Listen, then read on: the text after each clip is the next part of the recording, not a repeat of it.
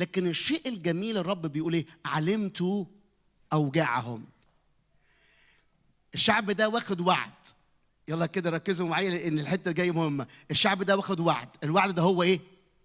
يمتلكوا الارض. صح ولا مش صح؟ ده وعد قديم، مش هو لسه الرب ما صرحوش ليهم مع موسى. ده وعد قديم. انتوا هتمتلكوا في ارض هتاخدوها، والرب قال ليعقوب واتكلم فيه بنبوه كذا مره. فعشان كده هو يقول له انا شايف الحاله بتاعتك.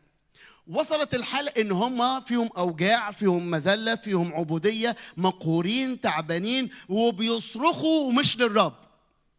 وأنا لما قريت الكلمة دي وشفت الموقف ده حسيت إن الرب بيقول لي كلمة. بيقول لي في ناس بتصرخ ومش قادرة في صراخها تصرخ لمين؟ للرب. بس بتصرخ من إيه؟ من الظروف اللي بتعدي فيها. إذا كان صراخك الوقت اللي فات، إذا كان بكائك أو نحيبك أو قلة الحيلة اللي أنا بعدي في الوقت اللي فات مش للرب، أنا عايز أقول لك واصل ومقدر جدا للرب. صدقني صدقني. مص على اللي جنبك وقول له كده، لو عديت في وقت صعب الرب عارف الوقت الصعب وحاسس بيك قوي النهارده. لما قعدت اشوف الكلمات اللي قلتها لقيت مثلا كلمه الاوجاع. لما تتكلم عن رب يسوع يقول لك رجل الايه؟ الاوجاع. لما يتكلم كمان كده عن كلمه تاني ان هو مثلا الالم، وفيما هو قد تألم مجربا.